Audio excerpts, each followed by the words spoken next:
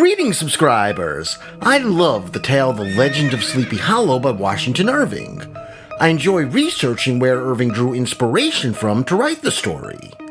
I've already made videos about the namesake Irving took the name Ichabod Crane from, the person Jesse Merwin, who Crane's personality was based upon, the covered bridge, and the town of Sleepy Hollow, New York.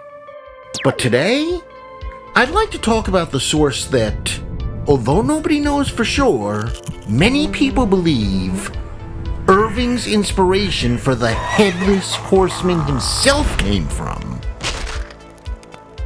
The story takes us to this swamp in Morris County, New Jersey, simply called the Great Swamp. I visited in February of 2025 and took some video and still photos which I'm going to show today. But I'll also add a little AI to tell the tale. In the year 1776, Hessian soldiers were fighting at the swamp during the Revolutionary War. At the time, General Charles Lee was quartered in the local town of Baskingridge. Lee was second only to George Washington in command of the American forces. One day, Hessian soldiers encountered resistance from Americans who fired their cannons. One Hessian soldier, while on horseback, was hit by a cannonball which ripped his head off, and the horse ran away with the headless body of that soldier. Days later, the horse was found, but without a rider. And some people say, afterwards at night, this man's ghost was seen walking around the swamp without a head. Not as a headless horseman, but just a headless man. And that's the simple tale. Now, do we know for sure that Irving based the Headless Horseman on this story? No. Do we even know for sure that Irving ever heard the story? No. However, there are many reasons to suspect he did. At age 6, Irving met Washington in New York City. It happens that Washington Irving was named after George Washington.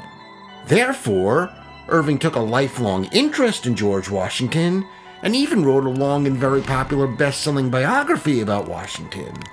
This biography was written well after The Legend of Sleepy Hollow, but Irving researched Washington for many years on and off, both before and after he wrote The Legend of Sleepy Hollow.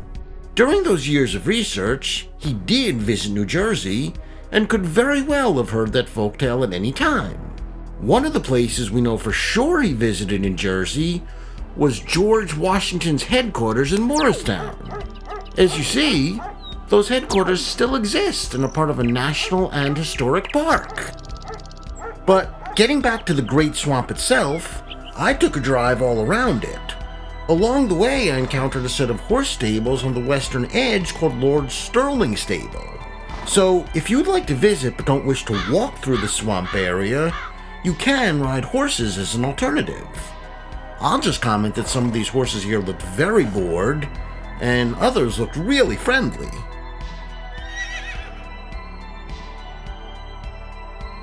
So, I think these horses would be quite happy if you were to ride them through the swamp. Just down Maple Avenue from Lord Stirling's stable, I found this farm market called Crane Farm. It was closed when I was there. Makes sense, it was the middle of February. But I wondered if it could have been named after Irving's character Ichabod Crane. So I looked on the market's website and learned it was named after a man named Elmer Crane, not Ichabod.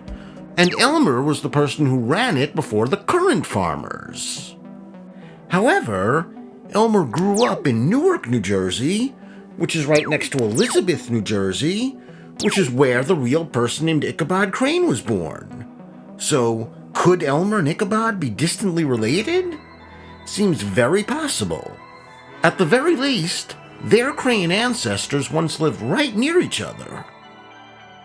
And that's basically it for what I have to say today.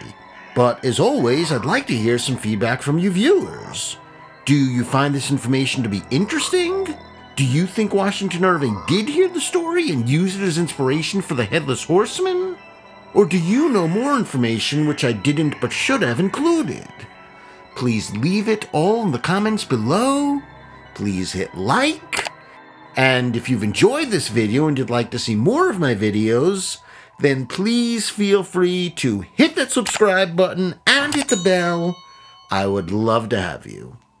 Thank you.